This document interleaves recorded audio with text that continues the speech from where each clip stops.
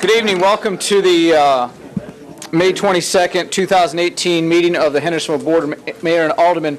We're going to begin as we typically do. That's with a prayer and the pledge. And I'd like to ask Alderman Steve Brown to lead us in a prayer, please.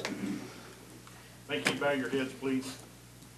Father, we come to you tonight, grateful and thankful people, Lord, for just loving us the way you do. We thank you for Jesus who died on the cross for our sins. We thank you for the grace and love and mercy that you show us each day. We ask that you'll bless each person in this room, each along this board and our mayors. We try to make decisions that are best and most viable for our city. Help us and guide us in whatever we do, and we'll be careful to remember you and praise you for it. In Jesus' name, amen. Thank you, Alderman Brown. Appreciate that. Please join me in the pledge. I pledge allegiance to the flag of the United States of America and to the republic for which it stands, one nation, under God, indivisible, with liberty and justice for all. I need you all to bear with me for just a second here. Instead of fooling with this during the prayer, I'm going to try to fix things now. But right now, your names are not underneath your positions.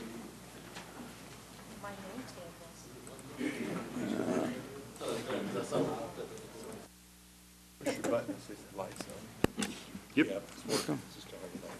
And I keep getting this error message that's popping up. So we'll see. We'll go forward. I entertain a motion to accept our agenda. Motion is second. Alderman Woodcock. Thank you, Mayor. Members, we have a situation in Ward 5 where we have two great citizens wanting to apply for one position on the Deer Committee.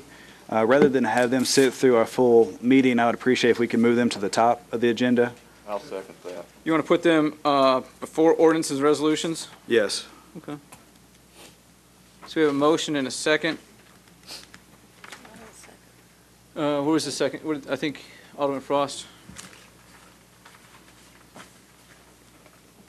All those in favor of changing the agenda in that manner, please signify by saying aye. Aye.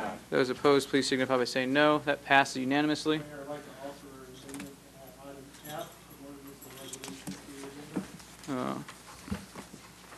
Alderman Strauss has a motion. Second.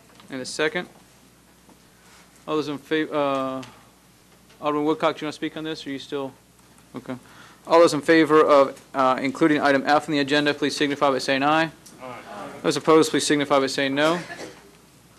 Any other proposed changes or deletions to the agenda? All those in favor of accepting the agenda as amended, please signify by saying aye. Aye. Those opposed, please say no. That passes unanimously. Next, we have the continuation of a public hearing. This is to hear comments on a request by Vassallin Development Partnership to approve a revised final development plan for Glenbrook North, which is located on the east and west sides of Andrews Run, north of Glenbrook Way, totaling 25.95 acres. It's identified as on Sumner County Property Tax Map 144, parcels 102.3, 102.8, and 103. We've got several people who have signed up for that, have offered Vassallin the opportunity to speak. They said they gave a presentation earlier. They may be asked to answer some questions later on. But first we have Kendall Bennett, 117 Cross Point.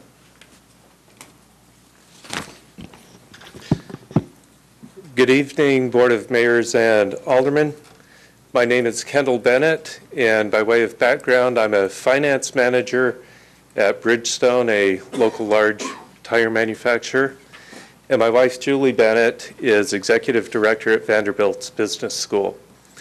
I'm here to voice my concerns on the rezoning for the new development of in the Glenbrook Shopping Center. I believe the city has an opportunity to wait until the impact study has been completed, analyzed, and understood. Certainly, the city will find itself on the short end of the stick on this deal without having the necessary information to make a wise decision on how 297 new residences in such a small area will change how much the city will pay for additional road maintenance, infrastructure, and the possibility of an increase in crime.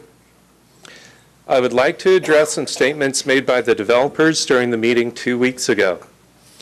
The developers stated that local big box stores have said that they need more new rooftops in the area to help support their brick and mortar store. When our young family moved into the area in 2001, No one was more excited to have a new Kroger, Target, Kohl's, and other stores nearby. Unfortunately, the retail business model has completely changed over the last decade, and retailers are struggling to figure out how to compete effectively in this new environment. But I can tell you that if it only required new housing units to be built, there aren't enough homes that could have been built to save Kmart. It is not Hendersonville's role or responsibility to negatively impact its own citizens to enable a private company's strategy of building more homes and retail in a struggling market. To be clear, my statements are not intended to be anti-growth or anti-business. It is important for the community to grow and thrive. There are many improvements that have been made over the years in Hendersonville that have been phenomenal. But building more high-density housing is not the way to accomplish that. Improving the infrastructure to attract companies that employ a well-paid workforce who live and work in the area is a better approach. The current approach is, if you build it, they will come. And they will. And they will go. They will go on Free Hill Road, through Cross Point to cut over to Center Point. They will cut through Alexandria Place to get on Forest Retreat. They will drive too fast on curvy, narrow roads with no shoulders, portions of which have no painted lines and plenty of trees to hit. Last week, the developers painted the picture of a nurse who would live in a townhome and work in the Hendersonville Hospital. She happily rides her bicycle on Forest Retreat under the overpass where there are no sidewalks. I don't know how many of you have driven on that stretch of road, but I drive it almost every day. There are so many potholes in that section of Forest Retreat that drivers choose which ones to hit because some potholes are better to hit than others. And in making that choice, they drive very closely to the curb where there is no sidewalk, and certainly not enough room for a bicyclist to safely ride. I would suggest that the developers should ride a bike all day long on that stretch from Glenbrook to the hospital and come back and tell us how many near misses they had. And by the way, I will gladly supply the bicycles for them. The developers have talked about the reductions in the number of homes from their original plan to help reduce the amount of traffic. The reality is, it's always a net increase in traffic and infrastructure. It's kind of like Congress saying that next year we will cut spending by 17%, but the original spending increase was going to be 60%, but now it's only 43%. And in reality, it doesn't make any cut at all. Either way, whatever happens in the development will be an increase in costs to the city and traffic and does not address the existing issues the city already has. In the meeting 2 weeks ago, Mr. Campbell said that realistically there would be no improvements to the Forest Retreat, Hunts Lane roads for at least 5 years, and that would also require separate studies. So what that means is if this final development plan is approved, the city would not have a true understanding of the impact or how much to charge in development fees, or provide an answer to how much it will cost to improve the safety of Forest Retreat or Hunts Lane and Free Hill Road, where residents will travel as they seek alternate routes to avoid the congestion on the bypass. This puts our residents at risk. And why would the city spend tens of thousands of dollars for an impact study and not use it to make sound decisions? Maybe in the future it would make sense to develop something like this once Hendersonville has built out the infrastructure to support such high-density housing. But I don't believe we are there yet. I urge you to reject this request at this time. Thank you. Mr. Bennett, thank you. Ken Verbal, the landings.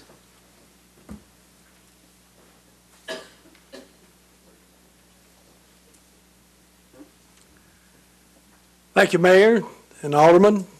Ken Verbal, 110 The Landings. This gentleman has made a magnificent plea. probably neutered half what I was going to say.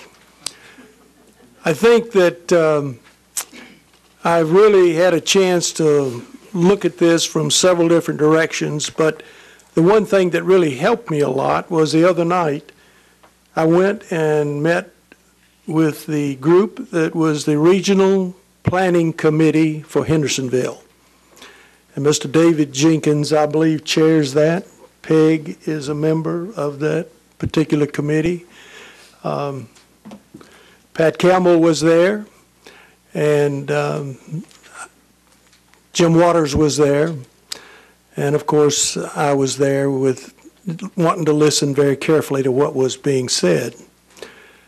I think that everything that was talked about at that particular meeting, when it came down to the final discussion, was the stopgap corridor, stopgap 30 corridor, and what it needs to have done to it, which, if I'm right, Pat, was going to be somewhere in the neighborhood of $11 million to do that particular modification. That would help the east-west movement of traffic, but I think it was mentioned at that particular meeting that the driveways coming in and out of stopgap 30, there was quite a few, there was numerous, and that could create a problem with regard to traffic. Having that many driveways entering into that, even a 3-lane stopgap 30 presentation. Since then, I've seen another presentation, not a presentation, but an idea of how a frontage road could be actually put in position and relieve all of that east-west traffic, but that still doesn't alleviate the corridor, meaning stopgap 30 corridor, definitely, because I've driven that recently and I'm pretty testy. I'm used to hitting the runway at 120 miles an hour, so driving on that road kind of scared me. Also, the same thing will come back now to the Glenbrook situation. When I have traveled, and I trade at Glenbrook some, but I don't trade at Kroger there because they got a brand new Kroger right at the entrance to our peninsula. So, but I do trade at Target and Kohl's, and then a couple of the other locations there, Steinmart occasionally. But I'm going to tell you, when I'm coming out of there in not necessarily peak periods, but let's say in some aggressive periods, when you're trying to come out of the parking lot and go eastbound back toward New Shackle, and you're having to cross that Glenbrook traffic, it will challenge any driver at those particular times. So I proffer the idea that I like what the man said about the fact that rooftops may not be the solution. We got 57,000 people in this city, and we can't support 2 relatively small shopping centers, modern shopping centers. Now, yes, we do have Main Street, and Main Street has, to some degree, is in the process of recovering some, but especially with Kroger moving in and putting the involvement they did investment-wise, but I'm still thinking that we really need to look at what this gentleman mentioned, and I spoke to Steve Brown this week about what I'm getting ready to say. The retail business in this nation, in my years, and I'm not going to tell you how old I am because you already know, but for the last 10 years, I've seen such a dramatic change in my life. My daughter doesn't even go. She's 55 years old. She doesn't even go to the box stores anymore. She's trading on Amazon and other online because of the time that she has. She's able to utilize quickly, make purchases, comes to her door. She's doing other tasks that doesn't have to get in her car and drive. Now, that does not sound like a process right now that bodes well for Vaslin. But I can tell you right now, I don't want Vaslin to become wasteland. I'm serious. There are 15 empty rental positions at Rivergate right now. Carol Ann and I walked down there on rainy days, and she counted the empty storefronts inside the mall at Rivergate. I do not want in other words, Vassland to become that type of wasteland.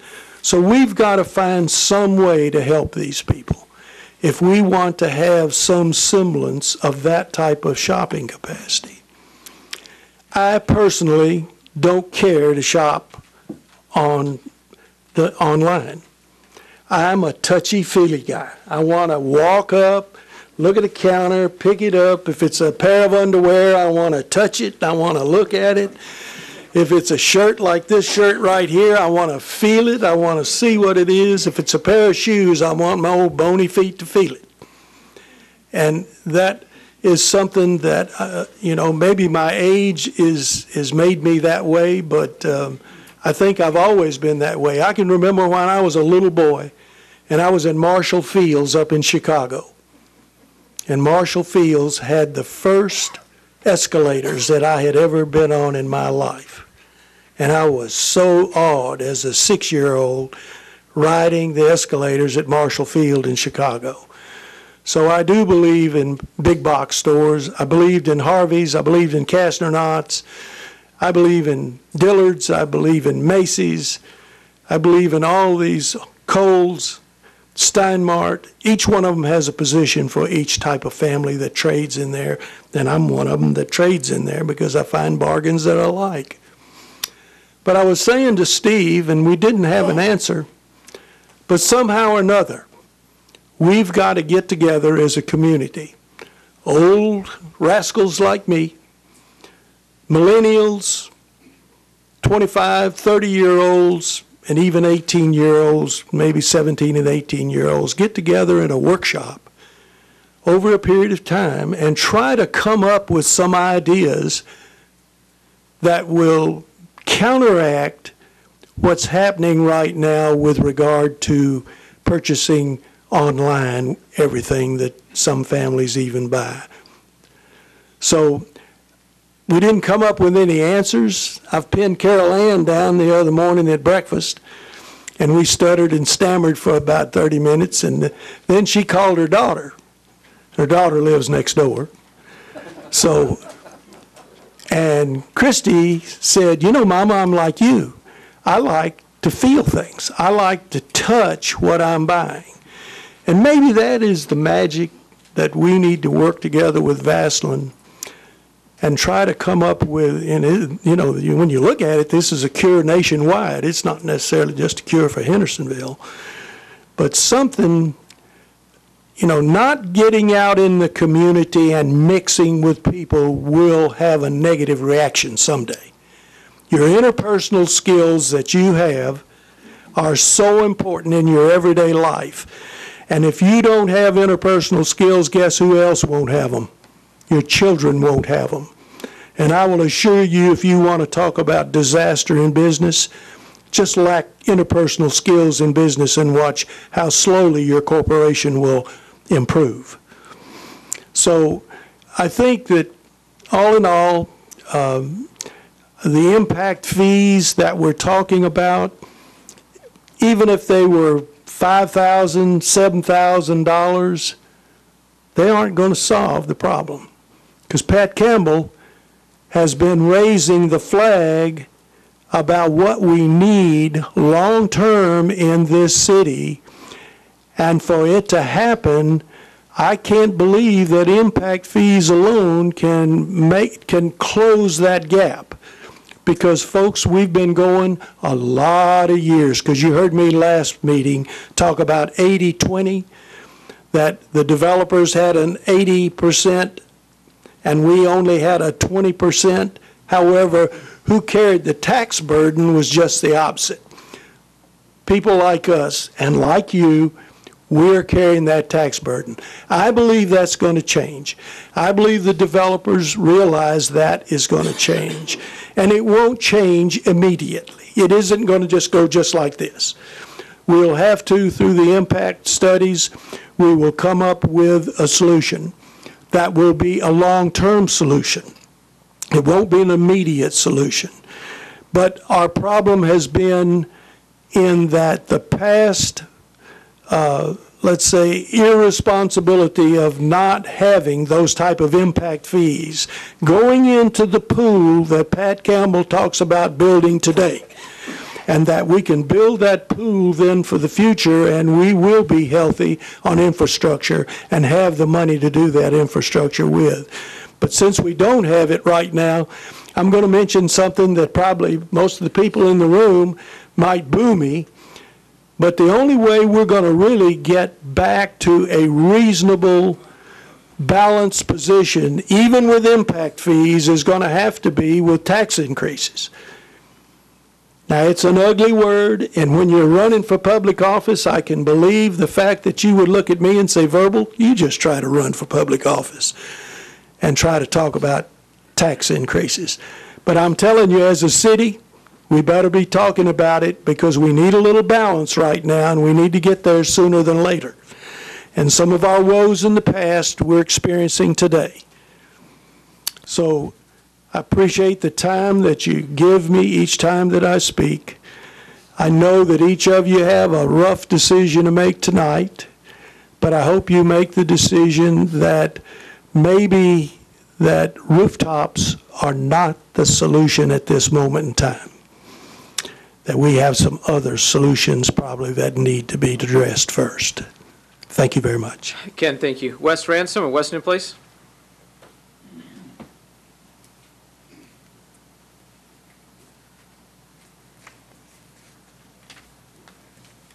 Good evening, one and all. Mr. Mayor, I spoke a couple of weeks ago very briefly. This one will even be shorter. My wife made me write it down, so I won't ramble too much. I asked a rhetorical question. Will this development solve much of the things the gentleman just alluded to, the serious problems we've got in this city today, ranging from drainage to infrastructure to traffic? My gosh, the traffic. That's a rhetorical question. The answer is absolutely not. What I will tell you is developers have presented us with a solution that's about that different than the original. It's not going to solve any problems. I'm not going to debate and tell you the whole list of things that I've got written down here. Again, I'm going to be very brief. When I was a young kid, long time ago, my dad's in heaven with my mom now, I threw a baseball through a window one time, and I said something stupid like, gee, Dad, the window needed to be washed anyway. He said, son, if you put lipstick on a pig, it's still a pig. These developers are offering you lipstick on a pig. Let's get together. Let's solve the problem. Let's solve the current issues like the gentleman just said. We got a whole lot going on in this city. This development is not right for this point in time. It's just not. Thank you very much. Mr. Ransom, thank you. Brenda Payne, Hunt Club Boulevard. Thank you, Mayor and Board of Aldermen. I appreciate the opportunity to come and speak before you tonight. I live at 1595 Hunt Club Boulevard. That's Gallatin, Tennessee, but I pay Hendersonville city taxes, so I refer to that as Hallaton. I'm here tonight to talk about the Glenbrook development, but from a little different perspective than you've heard tonight. And I want to suggest to folks that there are always two and sometimes three or four different sides to any sort of story and opportunity that might exist. So I want to be here tonight to suggest to this Board of Mayor and Aldermen that there have been plans in place for a long time that have been a part of a master plan. And I want to remind you of the things that you already know about development in this city, what makes a city grow, what makes a city thrive. You know, there are several things that I learned over the number of years that I worked, not only with the chamber, but also in development at the college and in working with this community over the last 25 years or so. And one of those things is that a community that is not growing is a community in decline.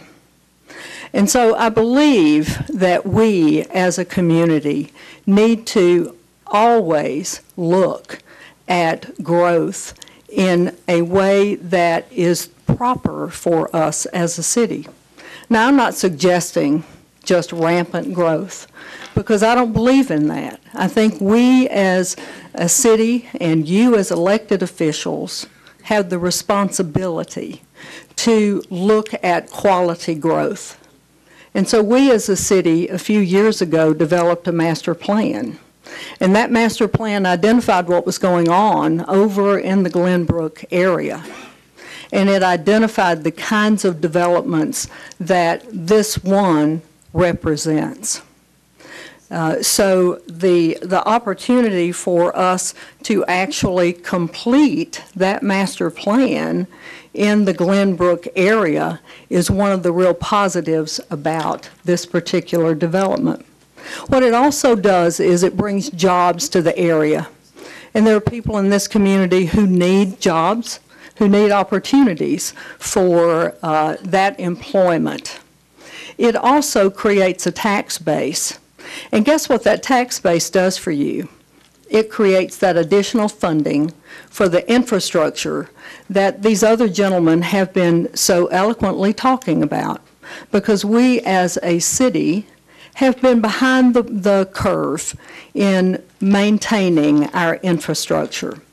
But what I also know is happening is that this body, for the last several years, has been diligently looking at what we need to do to create that infrastructure and that foundation and funding for that. And in fact, we've seen you put much more money into that infrastructure budget than you had been able to do for several years prior to that. And so I recognize that you're already in the process of planning for that infrastructure that we need in that area. And I have every confidence in the world that you're going to continue to do that. But you can't do that if you don't have the tax base to make it happen. So I agree with Mr. Verbal. The fact of the matter is, we have a situation in this community where we have a lot of needs.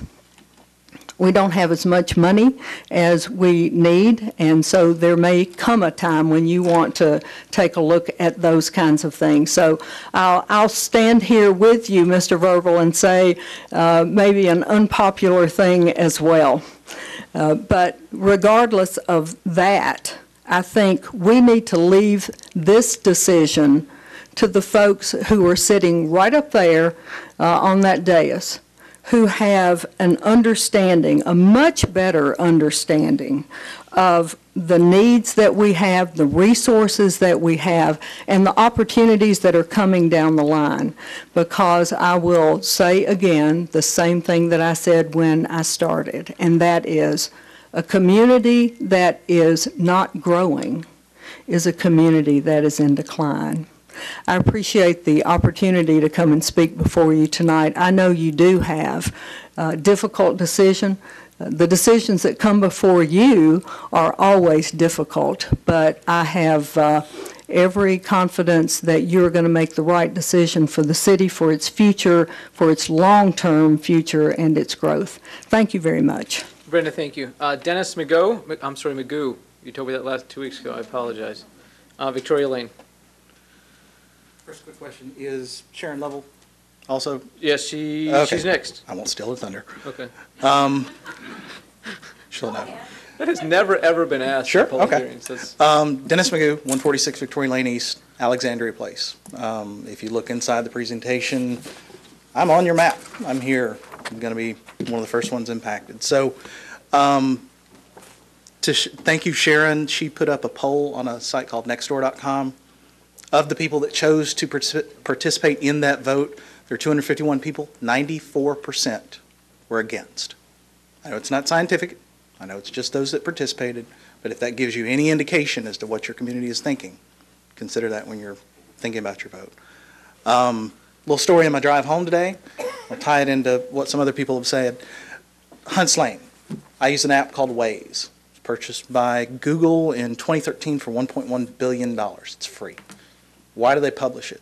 Helps people get home quicker. How does it do that? It sends people through neighborhoods and back roads and all sorts of places, like Hunts Lane that at Hunts and Centerpoint, almost 6 o'clock, was almost underwater. I got to drive through it. It was fun. That's not in this plan. Why? Worse, I'm sitting here thinking about it. Stop 30. Where are all these kids going to go to school? They're going to go to the schools. They're zoned on the other side of Stop 30. It's not in this plan, is it? So that got me to thinking about something else. We're talking about needing tax infrastructure, a tax base for the future. There's an apartment complex listed on here. Glenbrook Apartments. We've been through this before. Why aren't we doing a study against the growth that happened there? I heard talk in the last meeting of we're going to be underwater on a per head basis. We're going to put tax money in that we're not going to see. When are we going to see it? If this is a business, I'd say where's the ROI? How long will it be until we see that money? Why aren't we seeing that money today from Glenbrook? Are we? We're measuring this based on a study, an analysis, a guess. How accurate was that guess then versus what's today? Has that study been done? Have those questions been asked? I'm going to guess no, because I haven't seen them published here. If they were to the developer's benefit, they'd be in this. So I'm guessing they're not. The only other thing is I work in a business that also has some retail. Why hasn't this developer chosen to do anything with the prior plan till today? I think it's what everybody said. It's all retail. There are headwinds in the retail like there never have been. So why does the developer want to do this today? Because in our last, we had, what, 6%, 2% open housing here in the Nashville area? That's the growth. That's the model here. But if we're going to pour money into priming a pump that we hope will eventually give us more tax dollars out, but we don't know when that's going to be, that's just poor stewardship of limited public resources. So just consider that when you're making your vote tonight, because it doesn't make any sense to me to pour money hoping for a future benefit when we've already seen we probably don't get it from what we've already done the last 5 years. Thanks. Dennis, thank you. Sharon Lovall of Arrowhead Drive.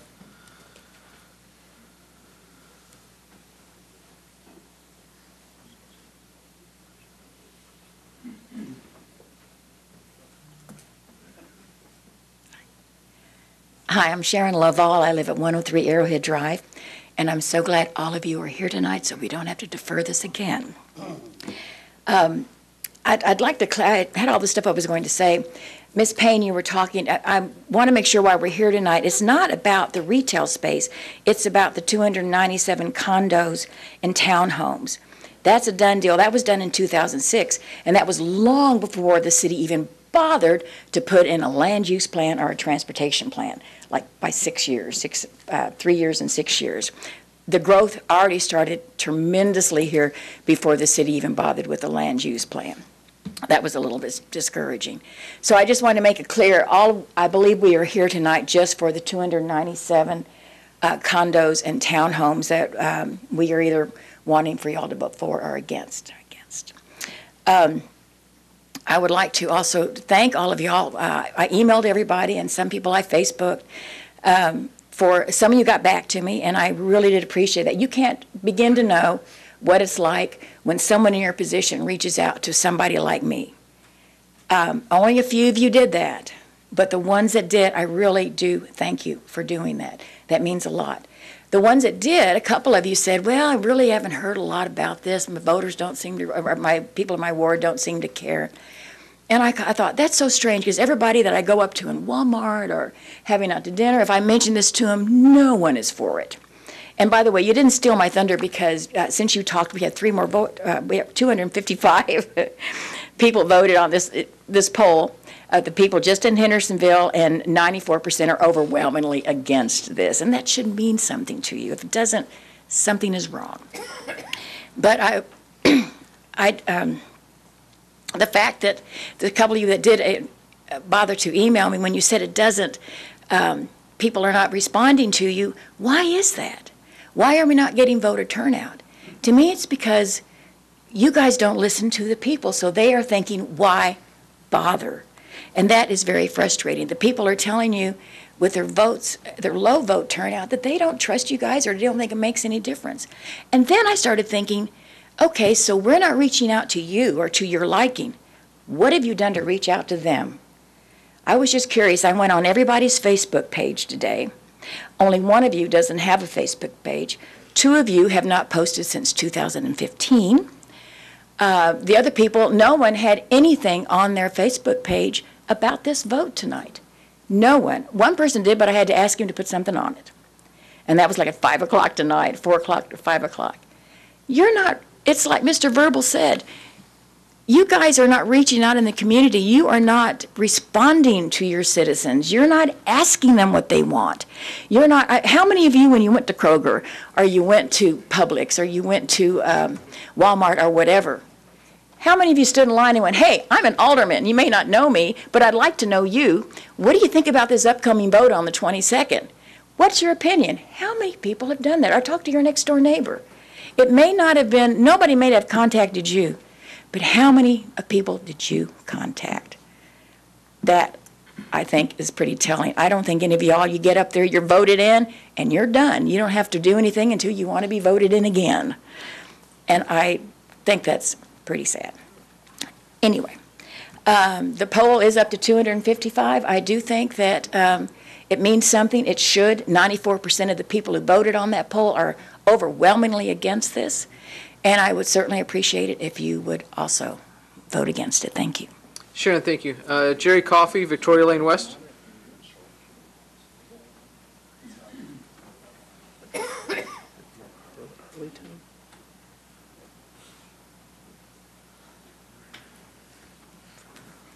Thank you, Mayor, Alderman. I have to say that Jim did reach out, and Mr. Walters there, and I got his email about the upcoming meeting here. So I know he reaches out sometimes. So I'm a newbie. I've only been here about 3.5 years in Hendersonville, so I just moved here. Let's say that I work downtown Nashville, and I drive at 6 o'clock in the morning every morning to Nashville. And when I started 3 years ago, it's considerably different now. When I drive at 6 o'clock in the morning, I'm backed up all the way up here to Center Point Road. So high-density apartments doesn't seem the logical thing to do in bringing that to that 25 acres that you have to stuff those apartments into.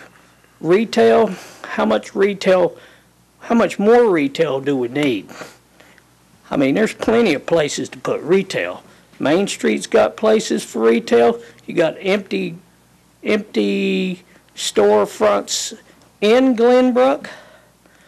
You have plenty of empty places in the mall. So I can't see stuffing 297 homes into 25 acres. That is ridiculous. So I vote no, and because I live right off of Forest Retreat Road in Alexandria Place, and I see it every morning. It's getting ridiculous at the traffic, and Forest Retreat Road is a dangerous road to drive on, and I don't see where the industry or the Vaseline company is going to do anything with that. So you can't walk on that road. You can't ride a bicycle on that road. It's very narrow. Even coming from Glenbrook to drive into Alexandria Place, I watch my mirrors to keep from hitting them mailboxes right there. That's how narrow that road is. So I say you really need to take a good look at this 297 homes on 25 acres. That is ridiculous. So I vote no. Thank you. Mr. Coffey, thank you. Next, I believe we have Mark Hurleyton. I come close? Oh, those are ours, sorry, on Applewhite Drive. Thank you, Mark. Mayor and Alderman, thank you for letting me give my 2 cents. First and foremost, I know each and every one of you do a good job. I'm in Ward 6. Every morning, just to give you a little bit of background, I've served 16 years in public safety, not in Sumner County, another county, but I elect to live here in Hendersonville because it's a place that I like. I enjoy being here. But I travel Glenbrook, New Shackle, the area every day. That's where I do all my business, is in the Glenbrook area. I've literally stopped and pulled on top of the bridge where the concrete median is and stood in the back of my truck and took pictures of the traffic jams. If you ever wonder why the road was closed the other day, I'm not sure of the details, but someone I think took out a light pole there just right down in the 2-lane area. Well, myself also run a support service to support public safety. We had a call that day, and it took me 48 minutes to get from New Shackle at the red light to Long Haul Pike because of the traffic, okay? That's absurd to me. On the way back, the road was still shut down at New Shackle, so they directed us to go stop 30 Road. Now, take in mind, I live a mile from the red light there at Glenbrook, probably less than a mile. It took me another 48 minutes to get from that red light to go down Stop 30 Road to get back to my home, okay? Would that accident cause any difference? A little bit, but not a whole lot. Now, during this, I've not come to all the meetings, but I've been following some of you on Facebook and the comments and listened to the community of my peers. I don't think this 297 homes is also the answer, as the other people has also spoken. If you elect to put another 297 homes in this area, in this 25 acres, you are already guessing how you're going to pay for the infrastructure that is falling in the city. Our roads are some of the terriblest in Middle Tennessee. With the growth also comes more public safety needed. Chief Miller is going to need more police officers because you got more people coming in. Your crime rate's going to go up. With that, Chief Bush is going to need more firemen. He's going to need more fire apparatus in the city. So that also comes with a cost. Now, I've been following these impact studies and fees and stuff like that from here to Franklin to Knoxville and various areas. Is that a simple answer? It's not. Do developers want that? No, they don't. The flooding, we all as residential homeowners, we pay a fee to keep the drainage issues so our backyards don't flood. What creates flooding? Homes, parking lots, apartment complexes, if it's not corrected. If it's not done correctly, me as the residential homeowner with the small stream in their backyard, my home's flooded because a developer come in here and built 290 homes literally a mile from my home. Again, the flooding issue was addressed by someone else. But after that developer leaves, whether they pay an impact fee or they get your blessing to build those 297 homes and you get the tax revenue off of that, when that developer builds that 297th house and they pick up all their equipment and walk away, what's left at the end of the day is to you, the leaders of this city, to figure out how to fund what they just put there. And I ask each and every one of you today to take what all of us have come to you and addressed our concerns, and I ask you to defer this tonight and create a plan, a long-term plan, to have a resolution for this overall. Because when they get done, we're going to be right back here at the drawing board to figure out a way to pay for it. Thank you. Mark, thank you. James Leisure, Rutherford Way.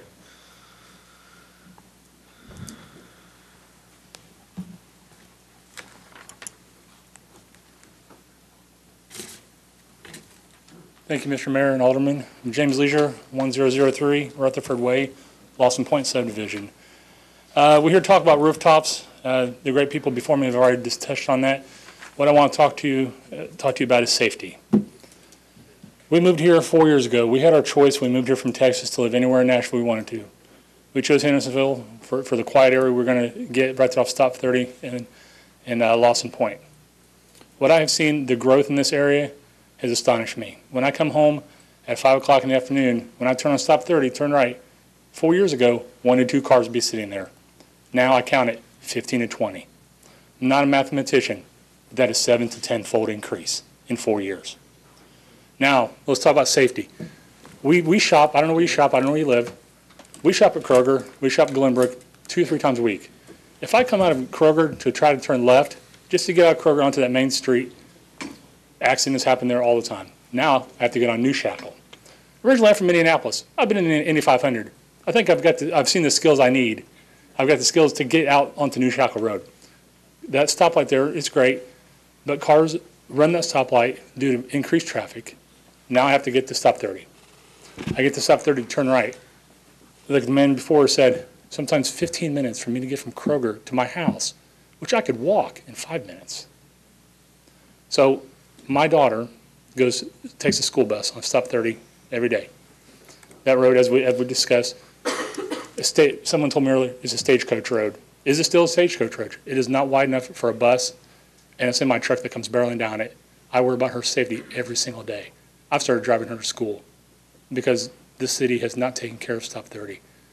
Tony Johnson, works at AT&T, has told me he's been run off the road of Stop 30. I want to know, why is your concern to give a developer the ability to build homes when your infrastructure is crumbling around you? Safety should be your number one concern for your residents, not your tax base, not getting developed in there into a small portion of land. So I ask you to vote this down. I don't want to defer it. I want to vote it down tonight.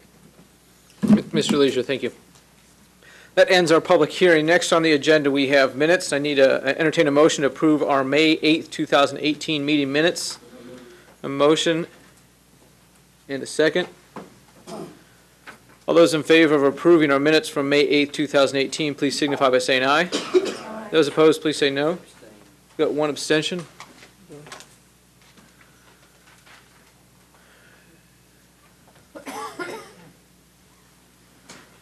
Next, we have citizens' comments. We have nobody that has signed up for citizens' comments, followed by Finance Committee, Alderman Cunningham.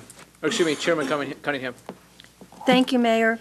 We had our finance meeting tonight, and we reviewed our minutes, of course. We had, the mayor was there, but he didn't have any comments at the time. Ordinances and resolutions, ordinance 2018-21, amending budget ordinance 2017-23, by appropriating funds in the amount of $253,835 to fund changes to the Hendersonville work periods in fiscal year 2018. That passed unanimously. We had another ordinance, a discussion about a upcoming ordinance to fund a possible another position. It's called the city administrator position, and that ordinance, I mean, it wasn't an actual ordinance, but it was a discussion, and we voted to pass it forward by a vote of 2 to 2 and 1 abstention. Resolutions 2018-34, authorizing the transfer of $73,763 within the police department budget for the purpose of mobile video equipment. That passed unanimously. We went over the central administration budget proposal, and we did pass that unanimously. We also reviewed the finance department budget proposal. We passed that unanimously with one change in that to fund a part-time finance technical position. And we've reviewed the budget overage report, and Ron went over that with us, and we're pretty much in line with where we're supposed to be. We reviewed the revenue reports on our sales. Our local revenue was up 102.4%. Our county revenue at 80%. Our total state revenue at 94.8%, and our total operating revenue at 101.4%. And then we went to the sales tax revenue, which was year over year, we're over by 6.29%. We collected $1,129,738 for this month of May, and that is up overall year over year, year to date by $692,490, so almost $700,000 above what we projected from last year. And that's the end of my report. Chairman Cunningham, thank you. General Committee, Chairman Sprouse. Thank you, Mayor. The only item on the agenda before us tonight that's been before General Committee is item E, the review of the revised development plan for Glenbrook North. That was before us 2 meetings ago, and General Committee recommended that to the board to pass. We had a special called meeting last week where we reviewed the budgets of the Planning Department, Personnel Department, codes, and Executive and ECD budget. Mayor, you were in there. We've made our recommendations and look forward to those being in the budget you ultimately bring before the board. Also, if you would indulge me, I could give a similar report for community allocation. We had a special called meeting last week, if that's okay. Without any objection to go into another report from another committee? Community allocation also had our first meeting. We reviewed all the applications from existings and one new agency requesting community allocation funds. We have made our recommendations on all but 3, and we need a little follow-up information on those, and we'll be presenting the full report to the board after that time. Thank you. Chairman Sprouse, thank you. Chairman Brown, Public Safety. No report, Mayor.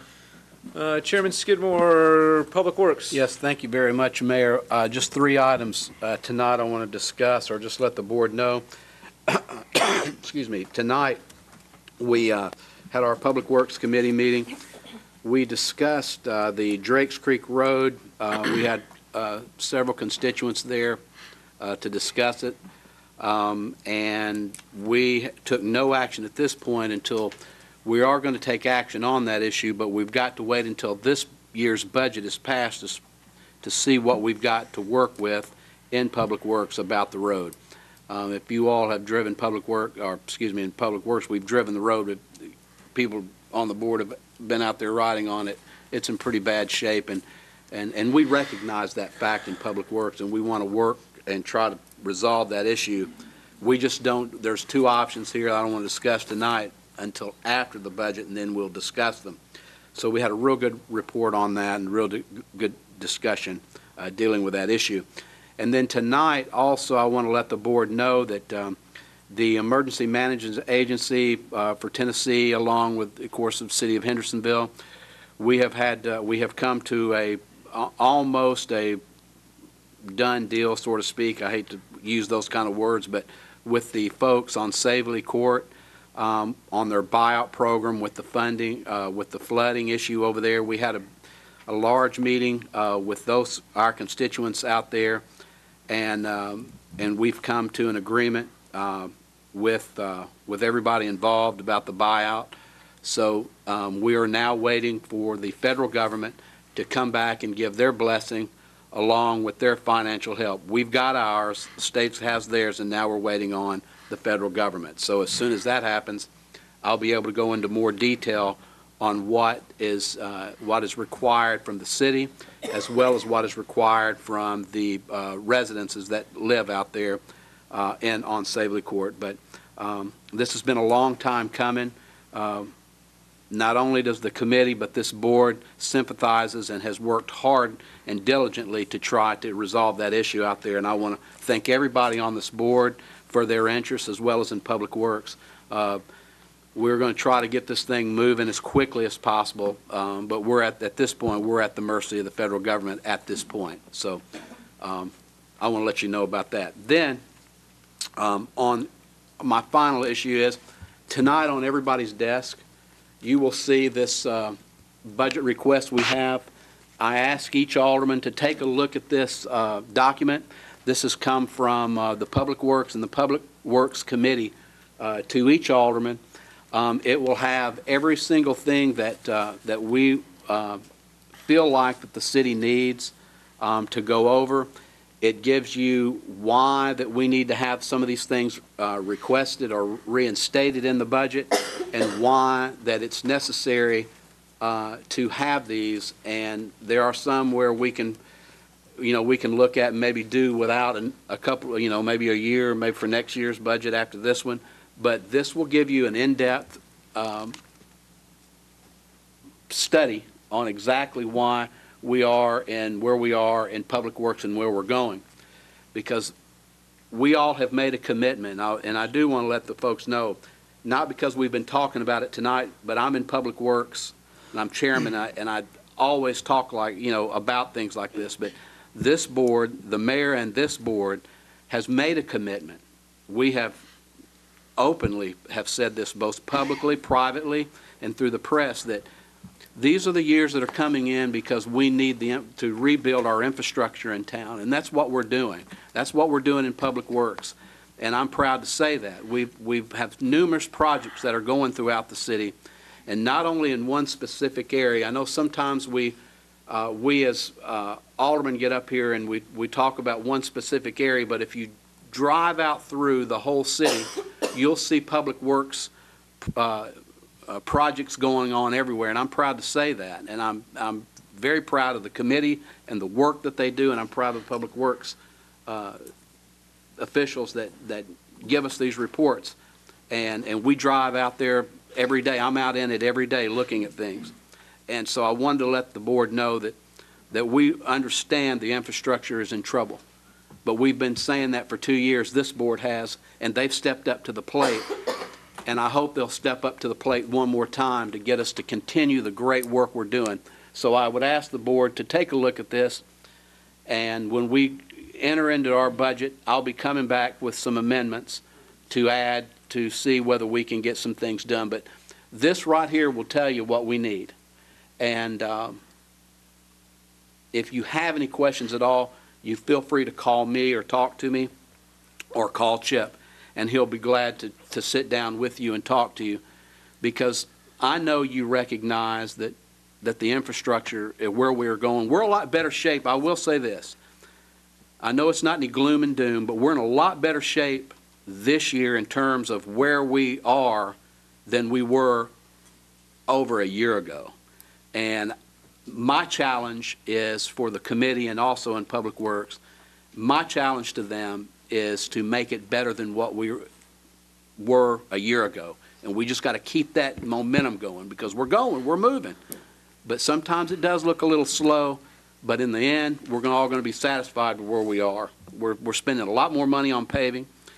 With this new drainage ordinance that has just passed, we're going to be spending more money on drainage issues. So, I hope my goal, as well as the committee, as mayor and board, is to never have another pothole in Hendersonville. Well, that ain't never going to happen, but we strive to get to that kind of issue. So, anyway, that's all we had tonight we had other things, but those were the three major things I wanted to talk to you about. I encourage you to read this. This is very important. This will resolve probably about 90% of the issues that we've got in the city. That includes our IT budget as well for the Public Works and for the city of Hendersonville. Thank you for the opportunity to give you time, and I yield the rest of my time back to you, Mayor. Thank you. Alderman Woodcock, do you have a question? Yes. I received that budget packet today, skimmed through it. Obviously, I hadn't had time to review it, but I want to make sure I'm understanding. So is it dramatically different from what we reviewed, the two workshops? And everything in that packet, will you be offering as an amendment so that I can be prepared for that, the first vote? No, not every single thing. This is just to show you, this is yes, to answer your question, it is everything that you've seen. There's nothing else that's in here that you have not seen already. What this does, in fact, I don't know if any other department has done this. I wanted to try to make it, or not only me, but the committee as well as Public Works wanted to try to make it a little bit easier to understand so you could read, like and instead of me explaining to you or Chip explaining to you, it gives you a written reason as to why each item or situation that we're asking to be placed back in the budget as to why it is needed and where it goes and what it's for, instead of us, getting up here, because I'm a politician, and the Lord knows I'll pontificate all night if you give me the opportunity. This takes that away, and this tells you exactly what we need and why we need it. So as I'm reviewing that over the next 2 weeks, if it's in there, I can expect you to add it to the budget? Some of it, yes. There are, Okay. and I will say this, there are some things in here that I've seen and I've read already that I'm not willing. I think we can wait a year on some of it. Okay. All right, thanks. Yeah. Alderman Gilly. Yes, sir. Maybe for Mr. Chairman Skidmore or Yes, sir. Mr. Moore, you can defer to Chip if you want to. I just wanted to give the people watching on TV an update on the traffic signal synchronization, if we could. Yeah. Because I know that came up in committee, so. Yeah, do you want to give them a report on that? I mean, we're about where we are. Yeah. Where we were. Go ahead. We are going to be interviewing our final vendors for the cabinets that are at every intersection that control those lights. That's going to be happening the 11th and 12th of June. They're supposed to be bringing us numbers, so hopefully we can make a decision very quickly after they give their presentations. Typically, we have to go back to the state for that final approval so they can review it and make sure that we followed the procedures we're supposed to. Once we get that going, we're going to be moving forward. We're going to try to start. There's a big layout plan, but we're beginning this next fiscal year definitely, and with construction throughout the city as far as changing out those cabinets. We have our construction engineering inspectors online. Since this project is 4 to 5 years old, with the monies that are there, with the economy that's going, everything else seems to be a little bit more expensive than it has been. We're going to try to fit in that 100% federally funded grant, but we'll know here in the next few weeks if we need to do any adjustments for it. And the other thing, while Chip's up there, if you don't mind, you've talked to me a couple times. I know we're about to start seal coating stuff. I thought it'd be a good idea to let people know there's some things you might be asking people that live in the houses. Yes. About parking on the street and things. Yes, very soon. I was looking at the weather report all next week. Looks like rain. So seal coating doesn't really have. This seal coating is a new program that hasn't been done in the city. We're going to hit it very hard. We are looking at about over $350,000 worth of seal coating going down on roads so that we can extend their life. It's just like, well, my driveway's looking bad, so I don't have to repave it, I'll seal coat it. It's the same type thing, just with a more industrial product. So you'll be getting notices on your streets that are going to be having this done. No parking on the street, please. We will have notices, we'll have barricades, we'll try to get hangers on doors. So, we really need to not have cars on the street for at least a full day. So we'll be working with our vendor and getting that notification, so you should have plenty of notice. But we hope to be hitting that as the weather allows. And just I want to say this for everybody on the board. You all have heard me say this a lot. Good. We are trying in Public Works for the last, I don't know, we've made a concerted effort always, every board, whether it be us or anyone else, but we're genuinely trying to save a lot of taxpayers' money. This committee, and along with the Public Works Department, we've seen the errors and the transgressions of how we've been able to approach paving in the past. We are I hate to say light years, but believe it or not, we really are advancing very quickly now with this new new project and new system that we have in Public Works. I'm very proud of it. The seal coating, actually, if you're like me, I don't know about Jim and Pat and myself, but man, I'm just excited about Public Works stuff. That's all. People say, man, you've got a boring life, Skidmore, but I like Public Works. I like to see when I drive down the street that when things are working and I see that they're working, it's exciting to me, and it makes me proud to serve on this board. It makes me very disappointed when I have to hit those potholes in my car. So it makes me want to work even harder So this seal coating thing is going to extend the life, I guess the point I'm trying to make, is going to extend the life of a lot of our streets in the city of Hendersonville. And taxpayers will be very glad of that, because that's just less money that we've got to spend there, and we can earmark that money elsewhere or put it in to other areas dealing with paving. So, but thank you all for pointing that out. Chairman Skidmore, thank you. Chairman Campbell, Capital Projects Committee.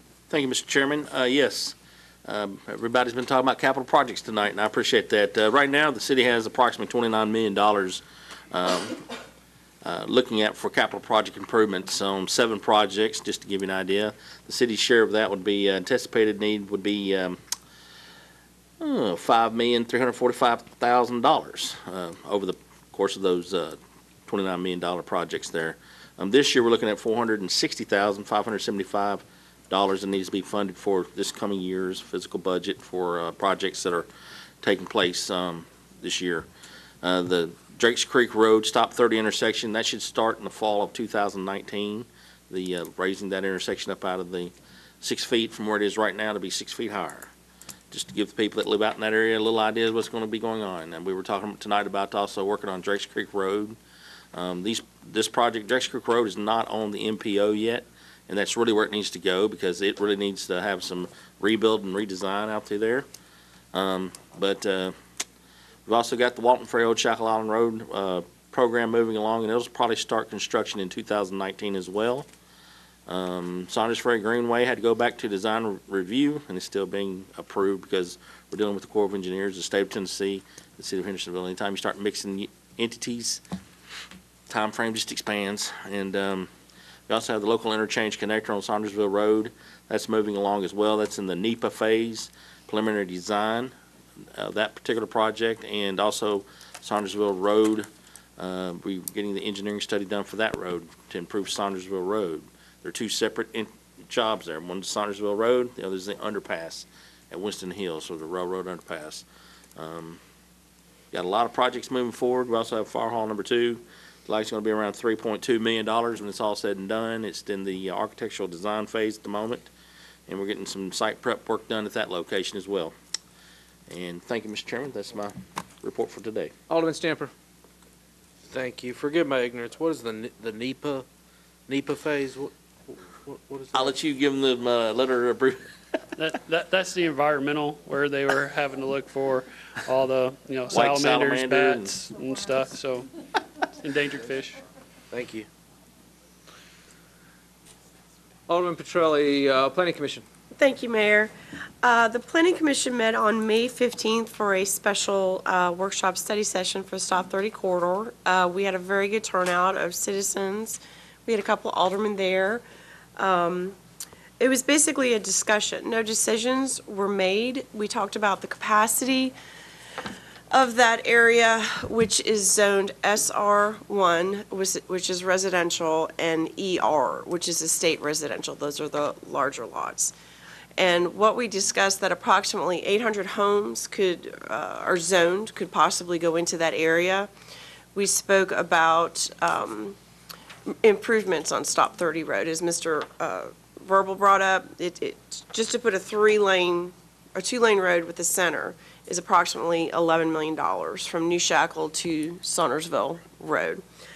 The bridge, as Chairman of Capital Projects Campbell just mentioned, the bridge at Stop 30 and Drakes Creek is going to start renovation, reconstruction next year. It's going to be raised, and for those of you that are not aware, our life safety, our public safety apparatus cannot cross that bridge right now. It's not structurally failed for regular vehicles, but our fire trucks cannot cross that bridge, so because of the weight. So anyway, all in all, it was a very good discussion. We had input from folks in the audience, and I think it was a balanced discussion, and it will lead into future discussions on the future land use plan for Hendersonville in that area. Thank you, Mayor. Alderman Petrelli, thank you. Next on the agenda, we have items A and B, other agenda items. Alderman Woodcock. Thank you, Mayor. Like I said earlier, we have a situation where we have two great gentlemen wanting to take one position on the Deer Committee. So if I could have my way, I would like to nominate both gentlemen and allow them 3 minutes to speak and then hold a vote. The nominations don't require a second, so that's fine. You're going to make a motion to allow each of them 3 minutes to vote, to speak? Yeah. Do I have a second on that? Second. I have a motion and a second to allow each of these gentlemen to speak for 3 minutes. Alderman Petrelli? Can we ask them questions or no? If needed. That's Alderman Woodcock? I don't care. I mean, I guess it's up to them if they want to answer.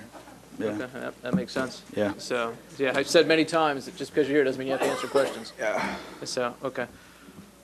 All those in favor of allowing each person 3 minutes to speak, each of these two people 3 minutes to speak and answer questions they would wish, please signify by saying aye.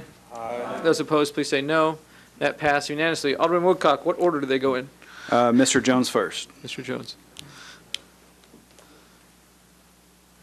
Good evening, Board, Mayor. My name's Charlie Jones. I reside at 152 Windcrest Way. I've been a resident of Hendersonville for 18 years.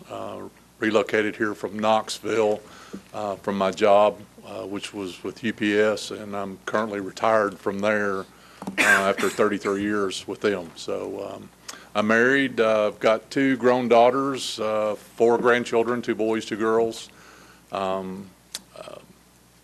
Some of the information that I put in the application, again, 33 years with UPS, I pretty much ran either as an hourly, a manager, or a supervisor, pretty much everything that they've got. So as far as management experience, I have management experience dealing with people, large groups of people that really don't want to do what you want them to do. So a lot of experience there. Of course, raising 2 daughters, that goes without saying. That's an experience all in itself. So amen. But and the grandchildren, they get a pass on a lot of the stuff. So I currently own 209 acres in Hickman County that I manage for quality deer. It's a quality deer management program. There's nothing special about it. It's pretty much what TWRA throws out, what the State Forestry Service. There's a lot of information you can get from them on what you can and can't do, or what you should and shouldn't do. I've been messing with that for about the last 15 years, and I've personally seen the quality of my deer herd improve over the years. A lot of years I do a whole lot of watching instead of a whole lot of deer hunting. I'm an avid deer hunter, but my philosophy's changed a whole lot over the last probably 30 years of doing this.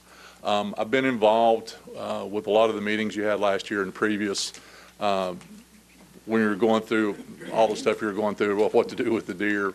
I'd like to very much be involved, and I think I could add some value-added things just from my experience and what I've tried to do with my own property, and maybe help alleviate some of the problems.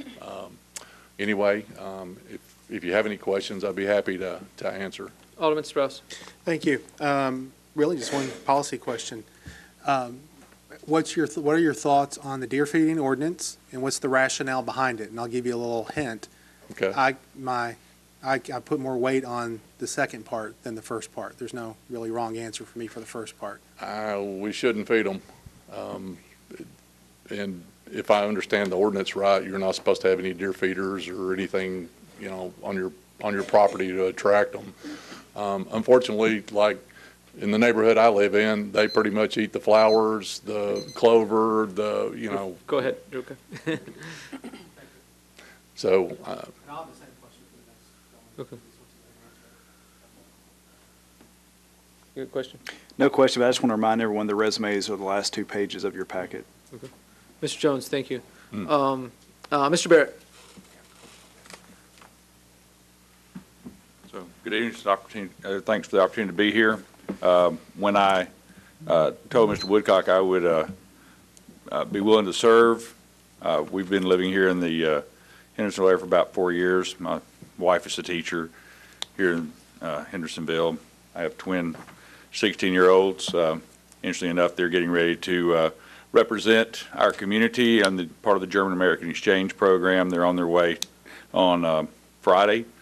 Mayor, I want to thank you again for what you did when you came over to welcome our German students earlier this spring. I appreciate that. So when I asked to volunteer to be a part of this, I'm looking for an opportunity to contribute to the community.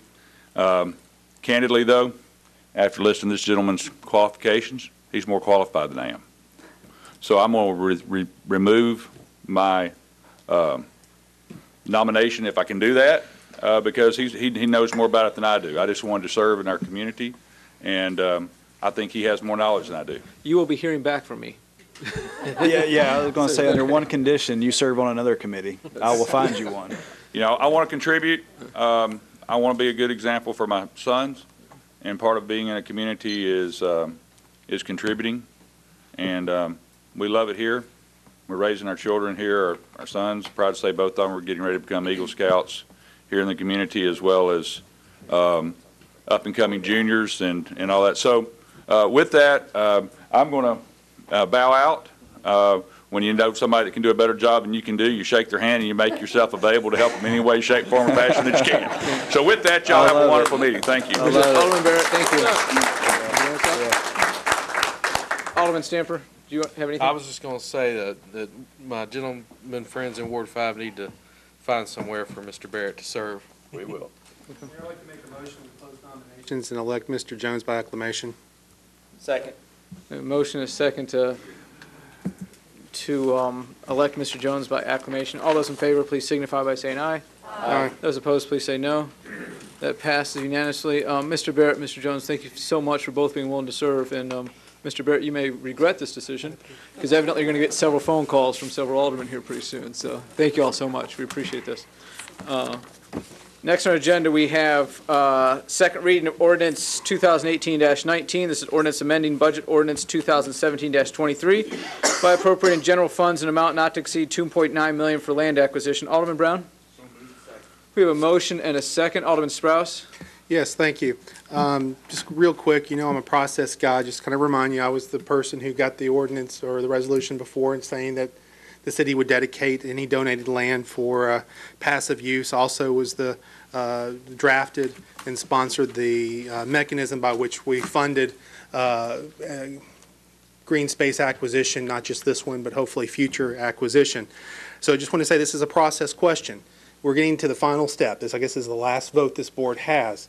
And we really have to start asking ourselves contingencies as we get close to the crunch time for the private donation. The first question I have is, what do we have a letter of understanding?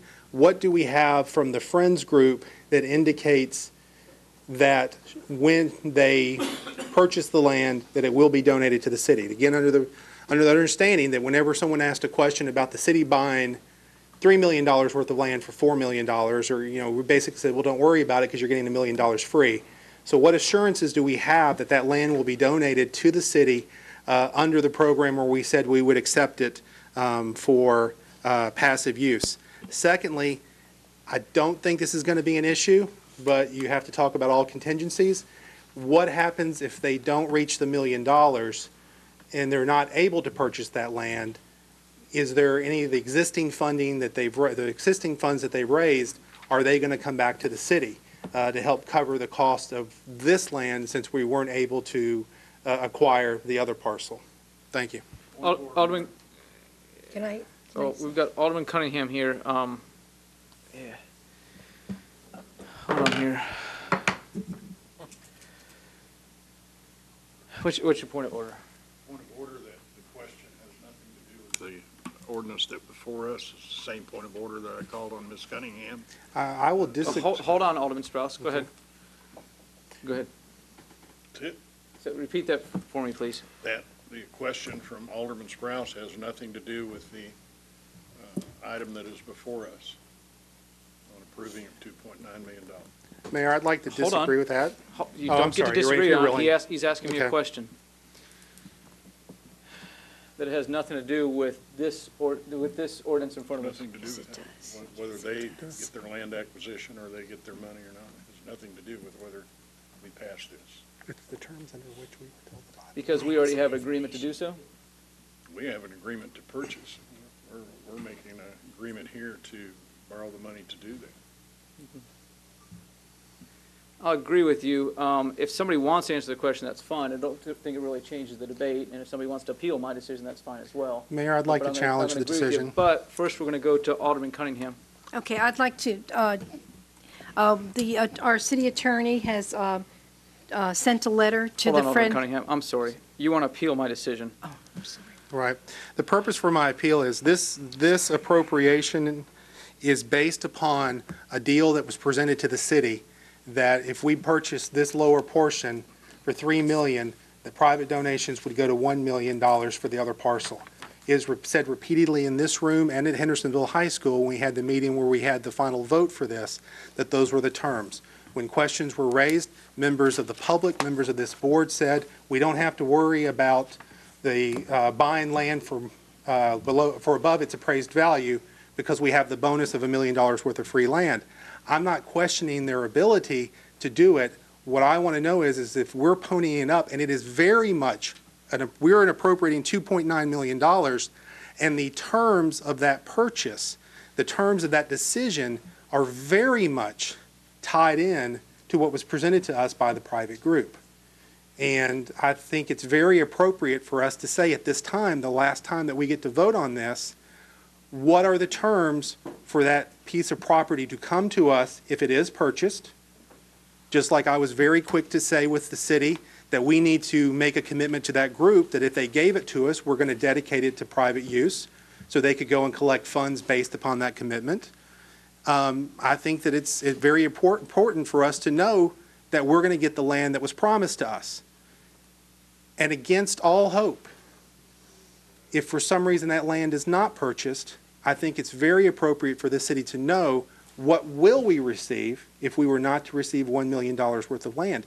You cannot separate the appropriation to buy a piece of land without resolving the questions that were raised and the promises that were made during the decision to purchase that piece of land.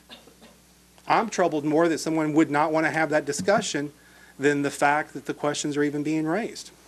Thank you. Again, since we're not altering the debate or making a motion, I don't think it honestly really matters here.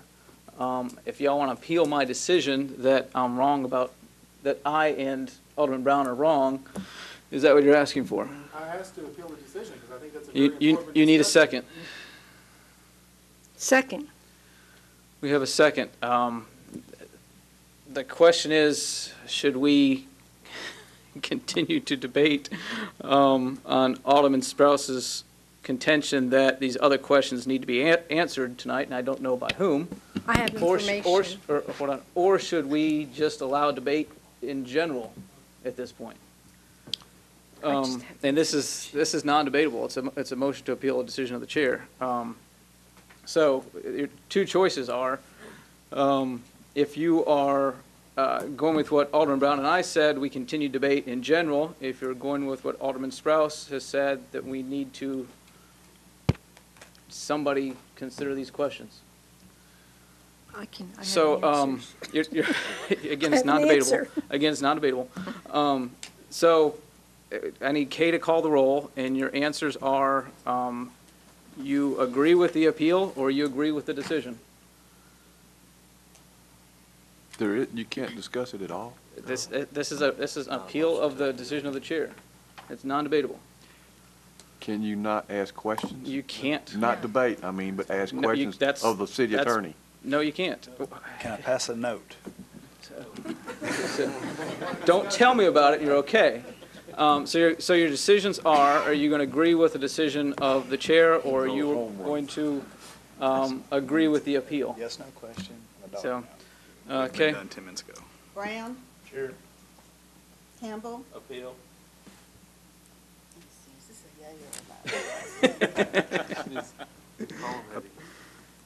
Appeal or decision? Cunningham? Appeal. Frisbee? Appeal. Frost? Chair. Gilly? Chair. Petrelli? Chair. Skidmore? Sprouse? Appeal. Stamper? Appeal. Waters? Chair. Woodcock? Appeal. Clary? Chair.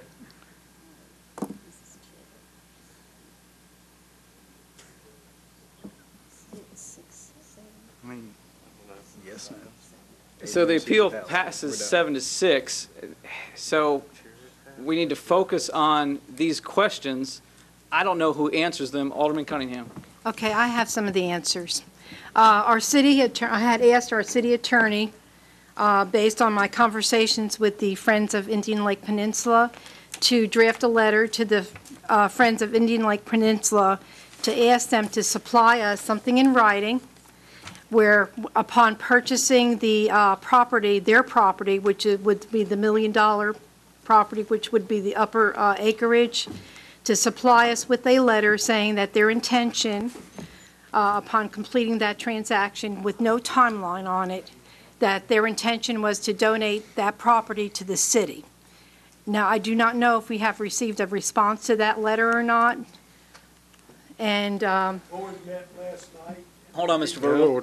Suspend the motion, suspend the rules. Alderman Cunningham, would you like to make a motion to suspend the rules? yes, I'll make a motion to suspend the rules. And we have a motion, a second, without objection, Mr. Why are we suspending the rules, Mayor? We're suspending to hear from Mr. Verbal.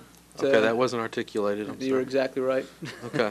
I'm okay with suspending the rules. All those in favor of suspending the rules, hear from Mr. Verbal, please signify by saying aye. Aye. Those opposed, please say no. Mr. Verbal, you want to come up here and, thank you. If you could go there, and it's just to answer questions. Alderman Cunningham? Okay. Thank you, Mr. Verbal. Okay. You've received the letter. We did. Okay, and what is your intention to supply us with a statement and a letter with the verbiage that you are? Our council is preparing that letter with the approval of the board last night. Okay. That letter has been approved by 10 board members. And that is being probably typewritten, I would guess, today and put in the mail today. So council should have that within the next day, couple of days. Okay. Go ahead.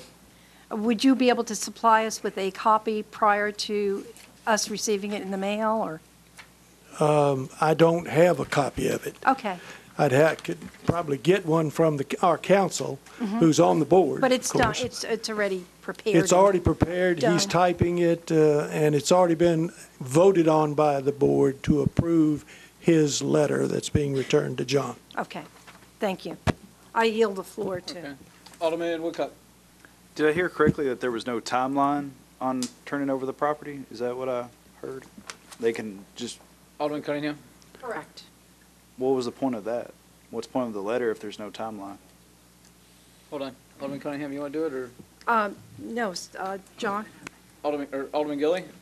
Mr. Verbal can answer this if he wants to, but I can tell you what the purpose of no timeline is because the Friends group wants to take ownership of the upper property, put an easement on it, and make it into whatever passive space they would like to see there, and then working with the city staff, and then turn it over, so that the city doesn't have to pay to develop it and do all that stuff. I mean, that all makes sense, but why not do like a 2-year timeline or 1-year timeline? That doesn't take. I don't think you want to put a number on that because you don't know how much grant applications timelines could take. You don't know how much funding could take.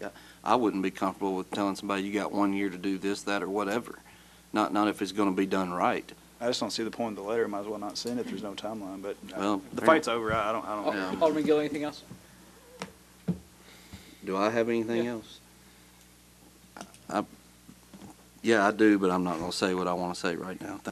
Alderman Stanford. I'll say what I want to say. I'd like to see some, in reference to the junior alderman from Ward 5's comments, that some type of, maybe not right now, but down the road, a guesstimate of here's our hope, our expectation, pending everything going smooth. And I know working with grant applications and those things, they're very tentative, but at least some kind of tentative calendaring on this project at some point in the not too distant future. So I think that's where my thoughts are. I'm okay with not having one right now, but we don't want this to go on indefinitely and us not move forward with the passive park. Alderman Stanford, thank you. Alderman Strauss. Thank you. I appreciate you just giving the opportunity to work out the fine details, because having this discussion now can prevent pain and discomfort down the road. It's, it's why we read, that's why I read the fine. I'm getting a lot of feedback here. Hold on. Can you do anything, Jeff? Yes, thank you. So I just want to make sure that we're clear and we're working in this, just like I wanted to make sure clear earlier in your process that if you were going to raise money to donate it to the city for passive park, the city put in paper ahead of time, we would accept it as a passive park. I think a timeline is very important. If, if someone owes me $100 and say they're going to pay me, my next question is going to be, when? Now, I'm not saying you got to give me the money right now, but if you're going to wait till next payday, tell me it's going to be next payday. And if next payday comes around and you can't pay me then, tell me you can't pay me then. I think that Mr. Woodcock suggesting that we put a timeline on there, that even if it's something as simple as, 12 months or 24 months after closing, that it's transferred to the city. And then at that time, if they come and say, we're in the middle of a grant application, we're in the middle of a development project, we're working with the Parks Department, they can come to us and say, can we have an extension of 12 months or 24 months or 60 months or whatever we need to do, but we're working with something definite. If we don't acquire that definite time frame right now, however far out is in the distance, we will never have the opportunity to guarantee that again. And that's just something that we have to work with. We have to be prepared to. It's easier for us to give them a very lenient deadline and then extend it should the situation require it than to give an open-ended deadline. We have essentially been promised $1 million worth of property based upon us buying $3 million worth of property. We're buying $3 million worth of property right now, and I just want to make sure that we know that sometime down the road, even if it's a future board, a future administration, they're not wishing that we had this discussion and made the decision now. My question to Mr. Verbal could be, if he could answer those two questions very quickly. The letter that your attorney is drafting, what are the terms of that letter? Are there any conditions upon which the city has to accept it other than we keep it for passive use? Because we're bound by our agreement that we would accept it under passive use, and I think that we could work with an easement, to place an easement upon it at that time. Is there any requirements upon what we do with our piece of property, with the $3 million piece of property? So could you commit right now to saying that 24 months from the date of closure that you're planning, that you commit to transfer it over to the city unless the board at that time, because of extenuating circumstances, gives you a deadline? Mr. Verbal. What we have is an agreement with people who have put up $886,000 to this moment. And our promise to them was that we would go throughout the entire city of Hendersonville and perform workshops and let every person in Hendersonville have a vote on what they would like to see on that 38.41 acres. And that commitment to them supersedes anything of requests that you might have. How much time? Hold on. Excuse me. Go ahead, Mr. Verbal. That workshop, I have no idea. I have never participated in a citywide workshop program, but Jeff Cundiff, who is our civil engineer, who's the vice president of Barge Solutions, one of the largest, one of the oldest firms in the state of Tennessee. I worked with Dan Barge, God knows how many years ago. But anyway, Jeff works in that field every day. And Jeff says that we can pull it off because he's used to doing it. And I asked him how long it could take. He says, Ken, it could take, 9 months. It could take a year and a half. We just don't know. We'll just have to see what kind of response we get from the citizens. Well, Alderman Strauss, go ahead. Okay. Would you be comfortable with doubling that year and a half and say 36 months? I would not be without the consultation of the board, and that's a 10-member board. Point of order. Point of order. No, Point of order. hold on here. Point of order. You can't interrupt an individual for a point of order. We've Oh. got to let him continue speaking. Okay, I'll be glad to. Mr. Verbal, go ahead. Okay, the board would have to make a decision on that, but I'm almost at the point where we have told anyone who's asked that question, especially getting back to the question in John's letter, City Council, that was easily answered because we've publicly made that statement to every person who's ever contributed $1, that we have no intention of ever holding that property past doing the minimal developments that the citizens want, not the 10-member board. And that's been we have put that forth in every occasion we've had, every time we've been in front of the public, Okay, let me and in writing. Let me interrupt real quick. Okay. Go ahead. So technically, it wasn't a point of order unless you feel like we're mishandling the process or there's been a personal affront. That's what a point of order is for, and I didn't consider that in that situation. The process is we're supposed to be voting on $2.9 million, and we are way, way off of that. Okay, I need to go back over here, but it might have been close before, but it's way off of that now. Okay, Alderman Strauss. Thank you. Again, I think that when we're discussing the final vote on an appropriation, and I just want to make sure that the promises that have been made and been presented in the public meeting as part of the deliberation and the decision-making process, that we have some sort of agreement so we know what our expectations are going to be. So can you do 60 months? Would you do 120 months? Would you do 10 years? Point of order. Point of order. Hold on. This is We're not going to ridiculous. continue this. Okay. Mr. Verbal. We cannot. There's no way possible that I could. The board would have to make that decision. We appreciate your time. Yes. I have one other question. The second contingency. Hold on just a second. Mr. Verbal, we appreciate your time. You have no obligation to continue to answer questions, especially if they're Let continuing Scott on this answer. line. Okay. The second contingency, and I don't think it's going to happen, but if you get to July 1st and you haven't raised the other $110,000 and you're not able to make the purchase, what will happen to the funds that have already been collected? And is there any possibility that those funds would go towards? Point of order. This has nothing to do with $2.9 million. A point of order is to address procedure or personal affront. Procedure is vote on $2.9 million. The procedure here is he is speaking. There's nothing in the contract that Alderman says Gilly, anything is responsible for if you anything. want to disagree with what he is saying is part of this conversation, that's fine, but we've already voted that we're going to allow this, and we lost that vote. We've already agreed to do that, so I'm going to let him speak. We lost that vote before he was talking about all these terms of contracts that don't even exist. So I'm going to allow him to continue to speak. That was a decision I made a minute ago, and that was appealed, and it went that way. This is absurd. Alderman Strauss. Can you give us any insight what would happen should you not do that? And again, I don't think it's going to happen. I hope that it does not happen. But what discussions have y'all had about that contingency?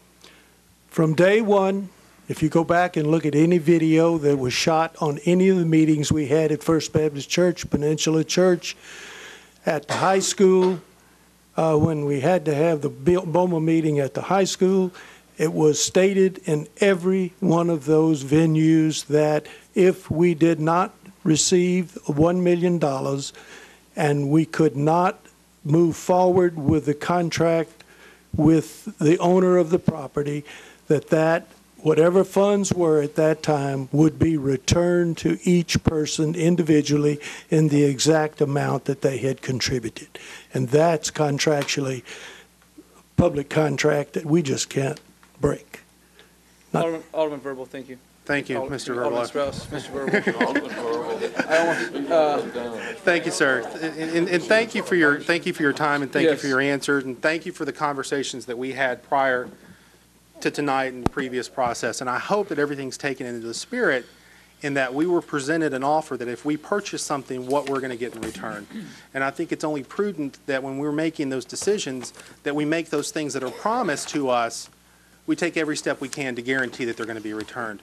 This is going to be a very difficult vote for me just because I don't know.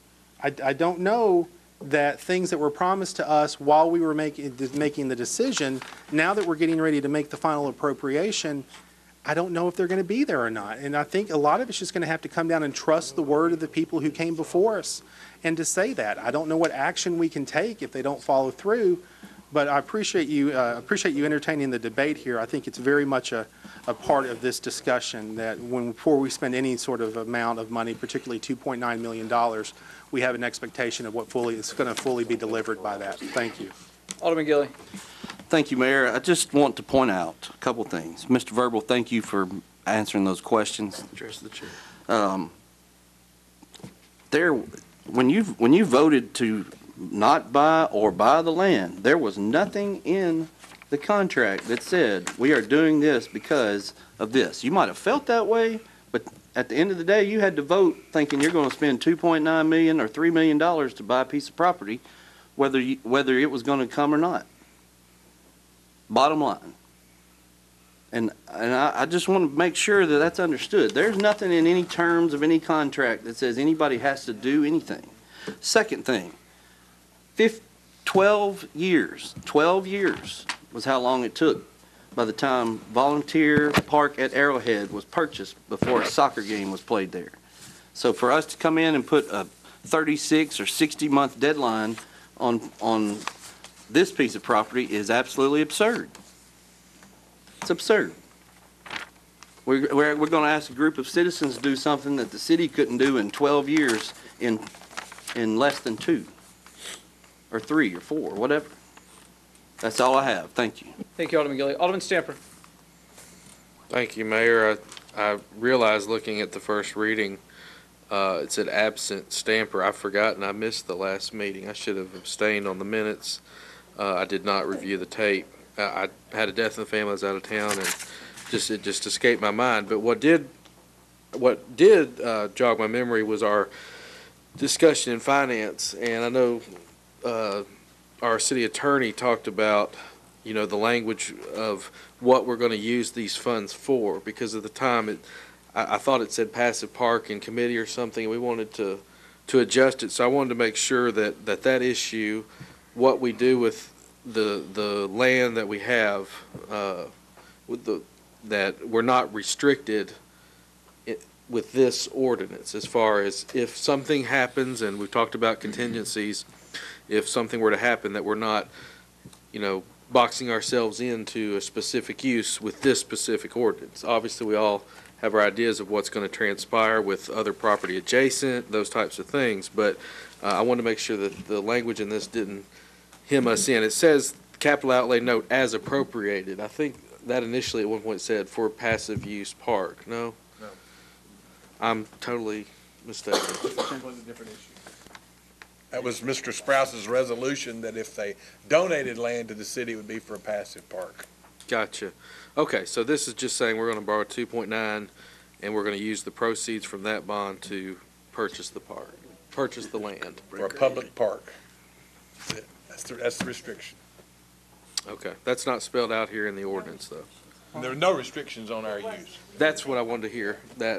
Obviously, we have our ideas, but at this point in the game, I want to make sure that we leave ourselves avenues in case, things happen, because things happen. I'm not saying they will, I hope they won't, but I just want to make sure that we kind of have control of this property at this point in the game. And I feel comfortable that we do. Thank you for answering my question. Alderman Stamper, thank you. Alderman Skidmore. Yes, thank you. I'm not going to belabor the point. I think everyone's made their point, but I just want to say this on this issue. I believe in the people of Hendersonville, and I believe in this board. And this is the first time that we've ever in our city's history has had a joint project with something like this.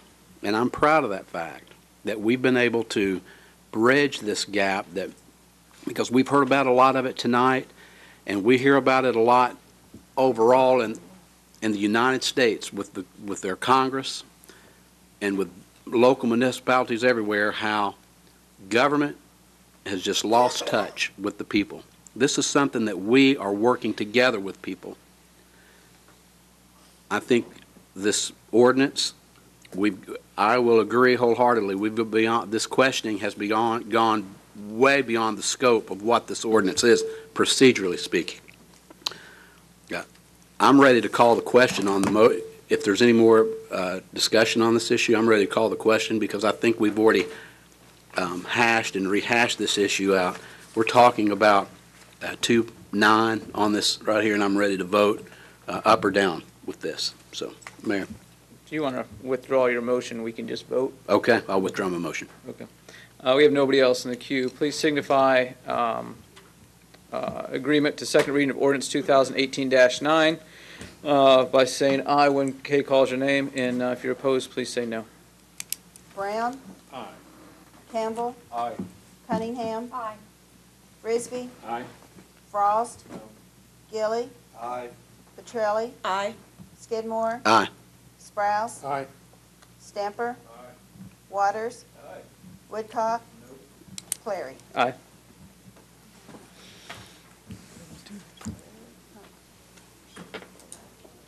That passes 11-2. Next on our agenda is first reading of ordinance 2018-11. This is an ordinance amending the Hendersonville Municipal Code Title 17, Chapter 2, regarding the burning of construction debris.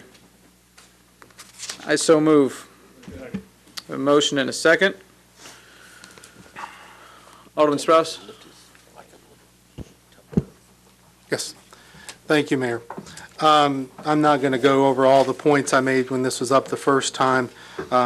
Just basically summarize it by saying I think we need to be on a level playing field, and that folks who may be involved in the construction or renovation project, whether it's someone who's developing a lot or someone who's just doing a home improvement project, should have the same rights and abilities to burn a tree that's felled on that property, just like the neighbor who lives on a developed lot is. And I think to level that playing field, to have a clear policy across the board for all properties and all uses, I'd like to offer the following amendment.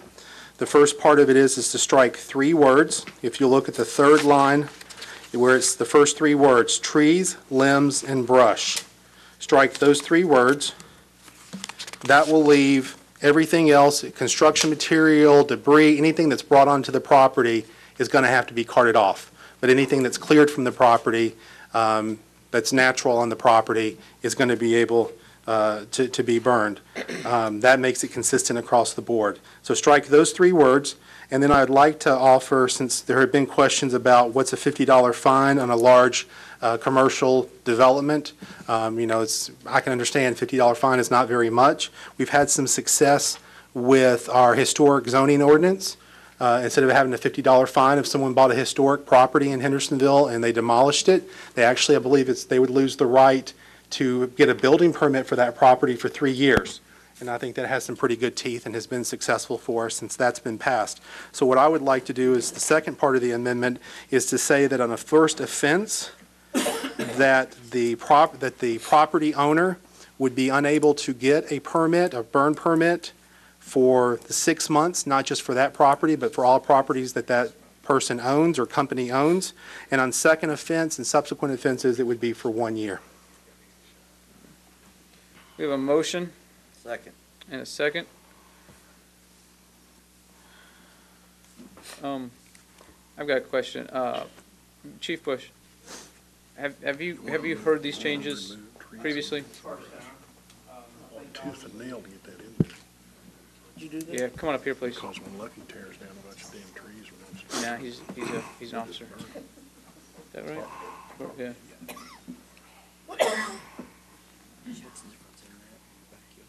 That's my next question.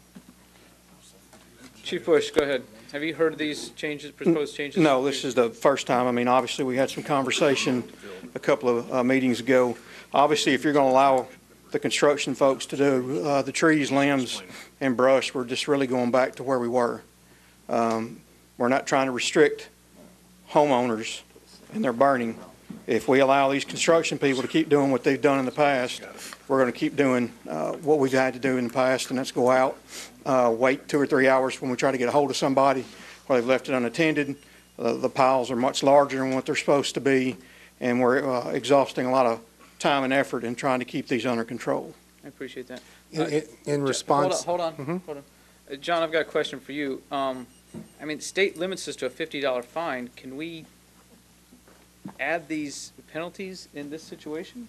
I think it could be very much argued to be arbitrary and capricious. I've never heard of a penalty quite like that. We can fine them for every day they do it, $50 a day plus court cost. The other problem we've got with this is the first section of the ordinance already outlaws the burning of these things. The purpose of this amendment was to make our definition consistent with the previous section. There's no point in amending the definition if you don't also amend the previous section. So that's something, that's the reason that months ago this was sent back to public safety to review that, and here we are. Okay, I appreciate that. Alderman Cunningham, do you have something? Oh, no. Okay, Alderman Sprouse. Thank you. Again, as I said in the last meeting, the rules that we have are very clear. They're not hard to understand. They're not hard to follow. If we have clear definition for size of fire, what needs to go into the fire, and if there's a complaint, it doesn't take a very specialized person to be able to see if something's in compliance or not. I would like to be able to say that when we look at this, if it's someone who's working on their own property for their own home, my parents clearing the site for the house that they live in now, trees that we hauled and that we pulled forward in brush, we wouldn't be able to do that. Someone who was clearing for an outbuilding would not be able to do that. And I think that we should just be fair across the board and let each property owner have the same right regardless of who that property owner is. And I think that I don't often disagree with the city attorney, and I'm sure anyone could argue anything about any of our rules. He always says we can be sued for anything. But we have an ordinance in place that denies a building permit for 3 years for a violation of a historic zoning ordinance. That's pretty serious. Telling someone they can't burn something for 6 months is minor than telling someone that they may have a multi-million-dollar construction project that's going to be put on hold because they can't pull a building permit. If that can stand, I don't see how this couldn't stand. Thank you. Alderman Brown. Thank you, Mayor. You know, this came before the board once. It was sent back to the safety committee to look at and rework. And we spent considerable time both times before it came to this board and when it went back. And now it's back to this board. And the biggest thing that we put in there was once a permit of any type has been acquired, doesn't matter if you're a licensed developer or you're John Q. homeowner, if you pull a permit to knock down trees and brush, then it's considered construction debris and should be hauled off. If there's a tree or something or bushes that you're trimming in your yard and you want to have a weenie roast, you can have a weenie roast. Okay? So the only thing that we put in here is once a permit of any type, that way it covers the homeowner, it covers the developer, covers anybody doing construction. The common ground there is permit.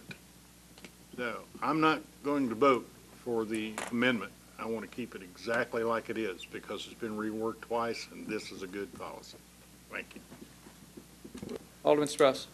Thank you. I apologize that travel prohibited me from being at your committee meeting when this was discussed, but you described right there the difference that I think is unfair. So you would have one homeowner who has a tree that falls or a tree that they trim and they could burn it, and you have the next homeowner, because they're building an outbuilding, couldn't burn a tree of the same size or even smaller size. I think that's where we get into a little bit of difficulty, and it's kind of hard to enforce. If you really want to make it easier to enforce, then you just talk about the size of the fire, the materials in the fire, and someone who's out in charge or responsible for enforcement doesn't even have to worry about to see if anyone's pulled a permit or not. They know whether or not it's an appropriate size and type of fire, and then the rules are going to apply equally to everyone. Thank you. I apologize. Did we get a second on this? Where'd it come from? I appreciate that. Alderman Cunningham. This is for Chief Bush. What do you think? What's your opinion? I mean, obviously, like I said, if we strike the trees, limbs, and brush, they're going to go back to doing what they were doing. The original point of trying to do this was to restrict commercial burning, construction burning, unattended, oversized, and we're stuck for 2, 3, 4 hours, waiting for somebody to show up. They know they're not supposed to, it's given to them in that permit. When we issue the permit, the rules, I think the normal size pile is 12 by 12, if I'm not mistaken. Obviously, if we need to go out and start taking those measurements, that's going to take manpower and hours to do that. That would pull us away from other stuff, but we can certainly start doing that. And if it's too big, we can tell them they can't burn it. So it sounds like that homeowners need to use some common sense. And Bill, they're doing construction right now in Mansker Farms, and there's one tree that has to be this big around with the roots sticking It'll up burn and for everything. days, if not weeks. And I'm thinking that's what you mean here. That was the whole original intent. It was not directed at any homeowner, anybody that suffered any kind of storm damage or anything like that. Okay, thank you. Alderman Petrelli. Thank you, Mayor. To piggyback off of the senior alderman in Ward 3, that's correct. The burning of some of these trees and debris associated with, larger construction is starting to cause undue burden on our public safety officials. And not only that, but again, it goes to quality of life issues in Hendersonville, which we're all feeling the pinch on that now. As we discussed in the public safety meeting, we defined the exemptions are ceremonial, which is Boy Scouts, whatever, cooking, and recreational, such as a chimenea. So the purpose of this is basically to get a hold of a situation that is causing negative reaction, not only as a quality of life issue, but on our public safety officials. As Hendersonville gets bigger, we're talking about growth. These are things that we need to get a grip on. I appreciate everybody's support on this. Thank you. Thank you, Alderman Petrelli. All those in favor of the amendment, please signify by saying aye when Kate calls your name. Those opposed, please signify by saying no. Go ahead. Brown? No. Campbell? No. Cunningham? No. Frisbee? No. Frost? Gilly? No. Petrelli? No. Skidmore? Yes. Sprouse? Yes. Stamper? Yes. Waters? No. Woodcock? Clary? No.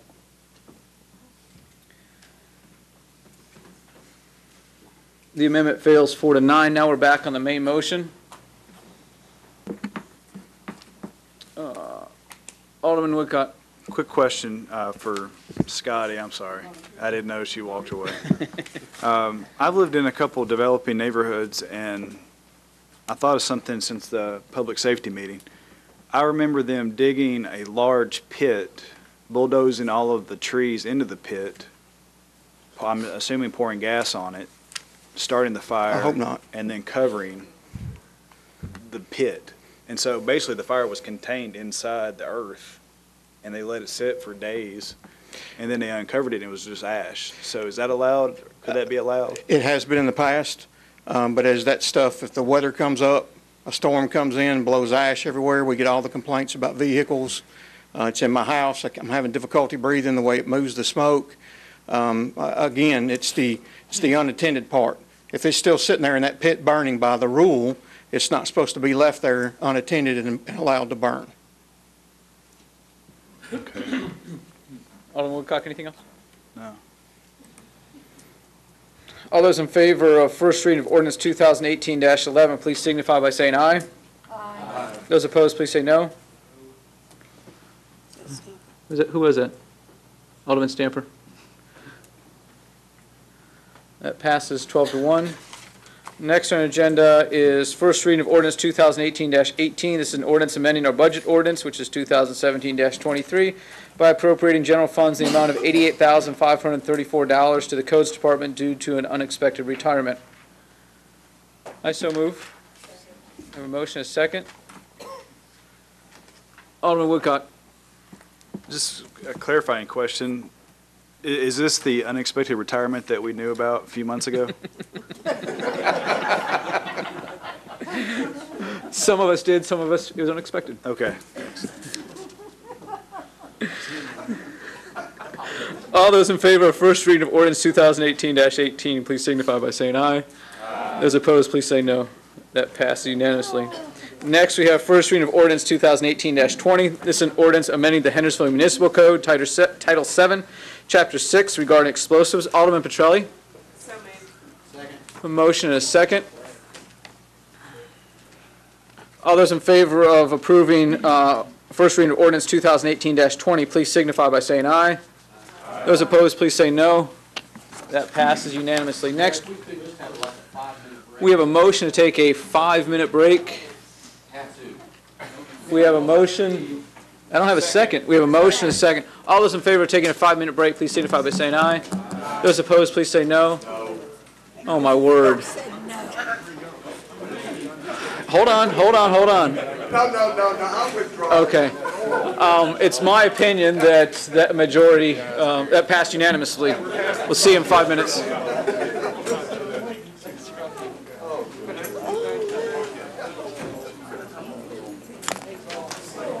What's going on, Chris? Yeah.